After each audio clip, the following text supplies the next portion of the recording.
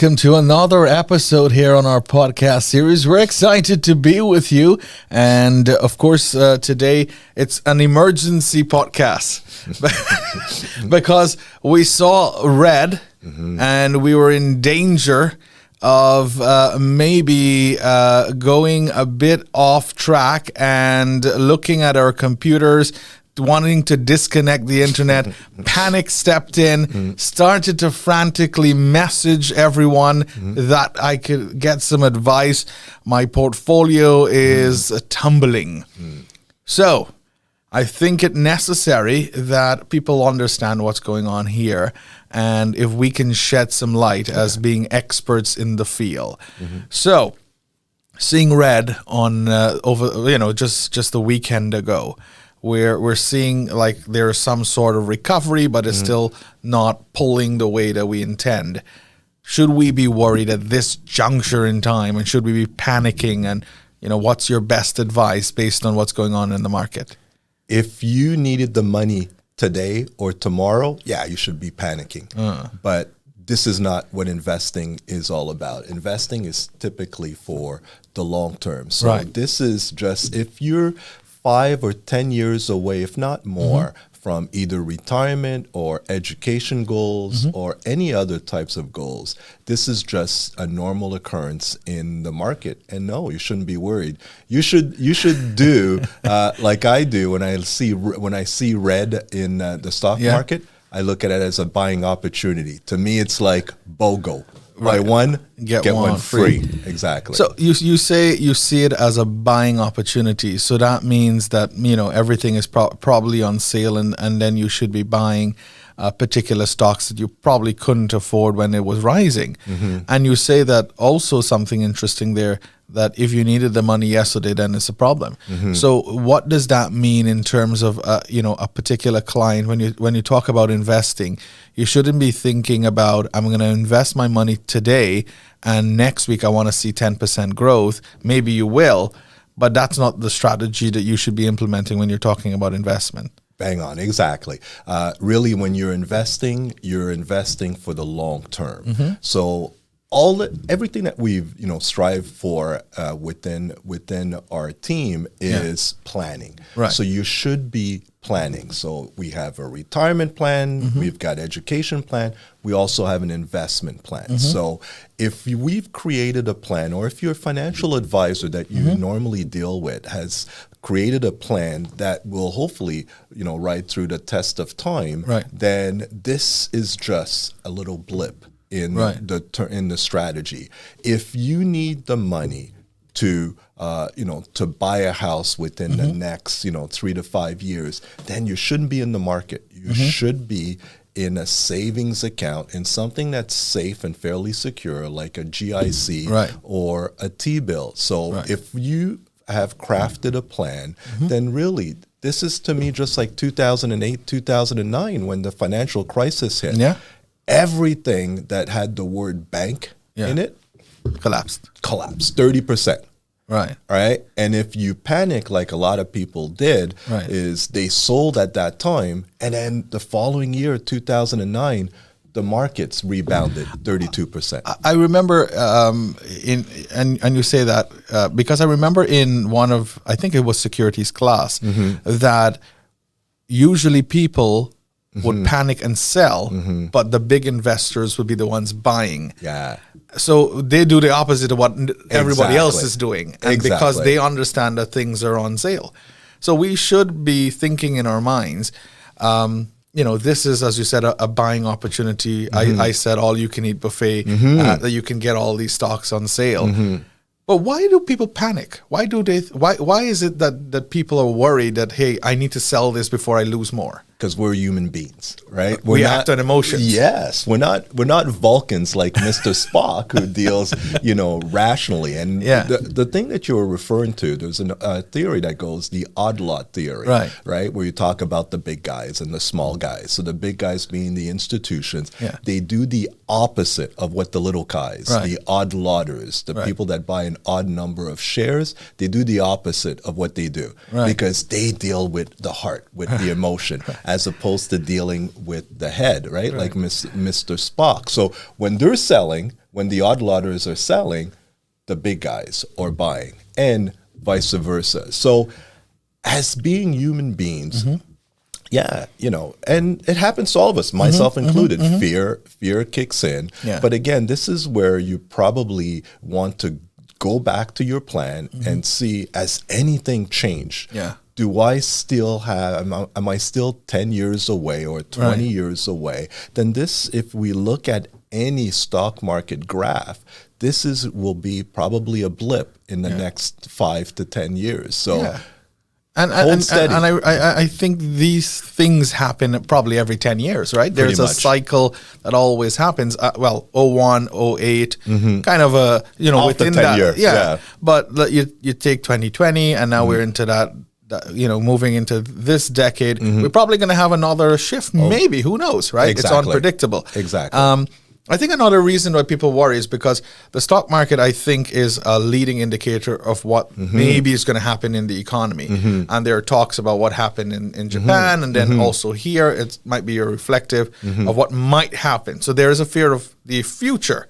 So what is your advice for people who have that fear, that the future might be, again, uncertain?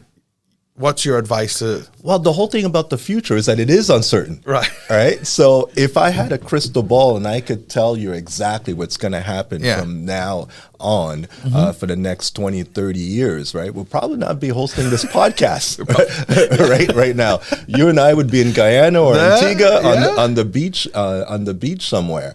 But here's the thing. There are certain things that we know for sure, right? We've seen that has been replicated years and years ago, you know, for the past hundreds of years. Is that, the stock market moves in cycles, right? And yes, there will be times that the economy goes down, the market will go down, right? But generally speaking, the trend is upward. So we're not asking to time the markets because no one knows exactly when to get in and when to get out. What you need to have, again, it's kind of a broken record. It's kind of have a plan and make sure that you've got investments that are not necessarily bulletproof, but that will be, you know, be able to ride that wave. Exactly. And one of the things, if you're not able to, you know, pick your own individual stocks, find a good mutual fund, a good seg fund. Typically, the banks do well, like a dividend fund. So highly profitable Canadian companies tend to do well in these type of environments, and probably it's a good time to pick them up. I mean, I saw Royal Bank, TD, and BMO just went down on the Friday and on the Monday, and then look.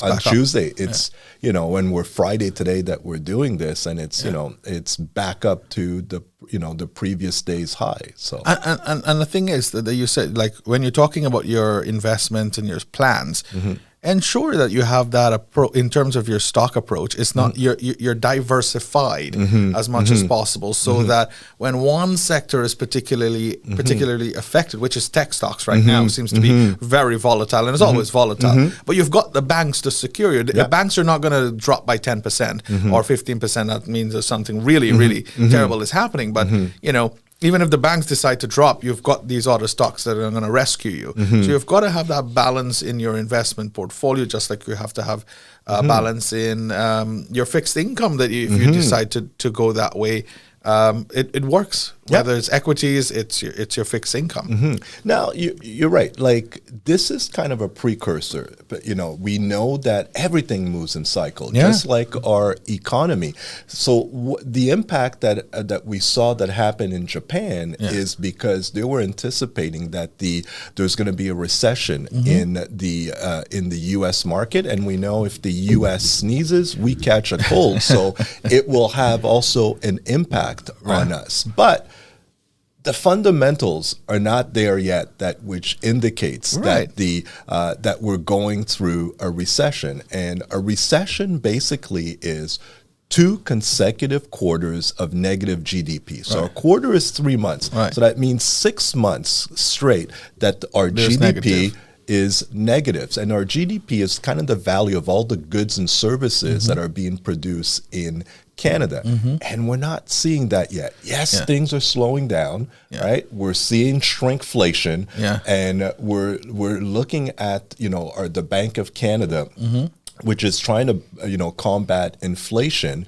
and by lowering interest rates, and we're starting to see some of the benefits of that. We're starting to see slowly but surely that the real estate market is starting to kind of pick up, not to the previous highs, right, but we are seeing some positive trends that are happening. Yeah. So therefore, you look for the positives in this, and as you said, there were, of course, mass panic in the market. But I think those things that you said are important to remember in the long term. You're investing this money, you're investing it for 10, 15, 20 years from now, and even maybe longer than that.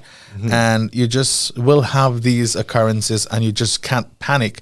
But speak to your advisors. Speak with Tomiczek Financial so that you can be able to devise that plan that kind of helps you to have a jacket of protection when needed. No, you're right. And the people that do panic, and those are the people. I mean, if you're going to watch your portfolio on a daily basis, this is where forget the gray. You kind of lose it all. Now that I've lost all my hair, I tend not to look at it. And like I said, when I see red, this is when I'm looking. Okay, this is a good time to potentially buy, because in the long term, if we've identified a good value investment, then that particular valued investment will tend to gravitate, will tend to go up. So this is the time that you speak to your clients. The people that tend to be nervous, they're not investors, they're savers. So yes, they say I'm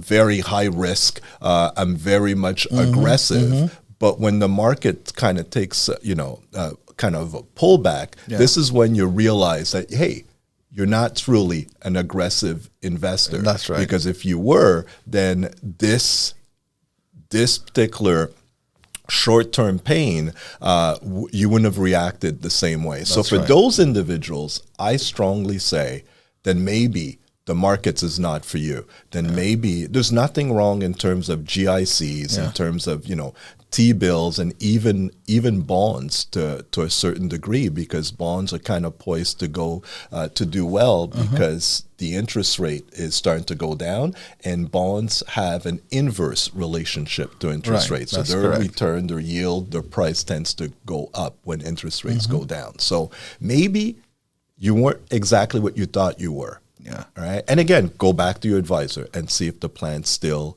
fits the bill. Go back to your advisor. I think that's a good point. If you are in the ocean and a storm is coming, you want Pierre on that boat. No, because he's don't. always calm, And just like the panic in the market, he was calm when he approached that. When I messaged him on Monday and I started to panic, he said, listen, calm down and just be able to see this as an opportunity to buy. And you'll be able to ride the wave because of, the type of things you have in your investment. So get Pierre on your boat when the storm, when the water is shaky, so that you can be able to ride this out. Thank you for watching today. We'll, of course, be back with another episode. Remember to like, subscribe, and also share, comment, so that we can hear from you, because we want to. Take care. We'll catch you on the next one. Bye for now.